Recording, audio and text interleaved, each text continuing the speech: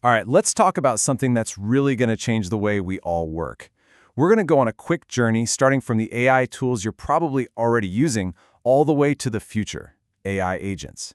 Think of this as your simple, no-jargon guide to understanding what these things are and how they can make you way more productive. Okay, let's get into it. Okay, be honest. Does this sound like your typical day? You're constantly copying something from one app, pasting it into another, making a bunch of tiny little decisions along the way. You're basically the human glue holding everything together. Well, what if I told you there's a much better way to work? So let's ease into this. We're going to build up our understanding in 3 simple levels, starting right on the ground floor with the AI tools most of us are already familiar with. Like ChatGPT or Google Gemini. So level 1 is the large language model, or LLM. At its heart, it's incredibly simple. You give it some kind of input, we call it a prompt, and it gives you an output based on all the data it was trained on. So for instance, I can ask it to write me an email to schedule a coffee chat, and boom, out comes a perfectly good email. Simple input, simple output. But, and this is a really big but, these basic tools have 2 major limitations. First, they know absolutely nothing about you or your company. If I ask ChatGPT, hey, when's my next coffee chat? It has no clue because it can't see my calendar. And second, they're completely passive. They just sit there waiting for you to tell them what to do. Remember those 2 points, they're going to be important. So if these tools are kind of stuck in their own little box, how do we get around those limits? Well, that brings us right to level 2, where we start connecting our tools to build smarter, more automated workflows.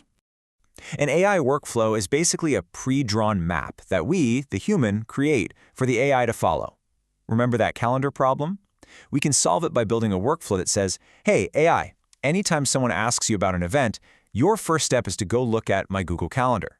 Now it can answer the question, but only because we gave it a very specific, rigid rule. This slide really breaks down the difference. A workflow follows a fixed path that we design, right? It can access other tools, which is great, but that fixed path is also its biggest weakness. If I ask my calendar workflow, so what's the weather going to be like for that coffee chat, it's going to fail. Why? Because the path I drew only points to the calendar, not to a weather app. Now, you might hear this super technical-sounding term RAG, or Retrieval Augmented Generation. Don't let it intimidate you. It's just a fancy name for a workflow where the AI has permission to look things up from a specific place, like your calendar or a folder of documents, before it gives you an answer. That's it. Let's look at a more complex example. I could build a workflow that starts by pulling news links from a Google Sheet, then it sends them over to one AI to get summarized, then it passes those summaries to another AI to draft social media posts, and finally, it schedules itself to run every single morning. It's powerful for sure. But notice who did all the thinking here. I did. The human designed every single one of these rigid steps. And this quote just hits the nail on the head. If those social media posts aren't quite right, who has to go back and fix it? I do. I have to tweak the prompts, maybe change the order, and run the whole thing again. In a workflow, you, the human, are always the decision maker. That limitation brings us to level 3. And this is the big one. This is the single most important change that turns a simple workflow into a true autonomous AI agent. This is where it gets really exciting. So, picture a workflow like this. You, the human, are the brain in the center. You're the one thinking, reasoning, and telling all the other tools exactly what to do and in what order. You're the conductor of the orchestra. And here it is, the big aha moment. The one thing that defines an agent is that we take the human out of the center and replace it with the LLM. Now, instead of following our rigid map, the AI itself is reasoning, planning, and deciding which tools to use to get the job done. This, right here, is the leap to autonomy.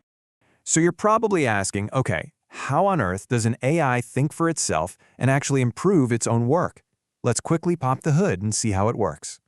A lot of the time, it comes down to a really simple but powerful idea called the REACT framework. And it's exactly what it sounds like. First, the agent reasons. It thinks about the goal and comes up with a plan.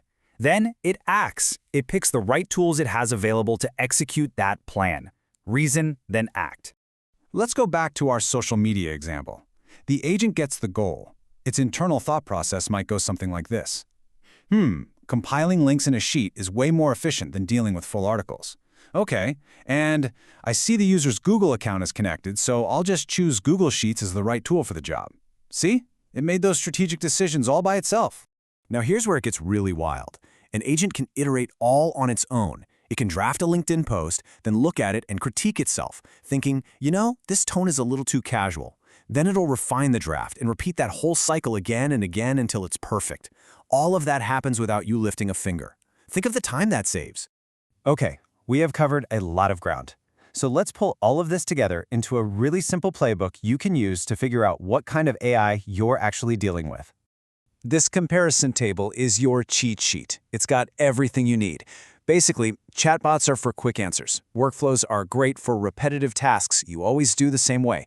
And agents are for those complex goals where you need some flexibility.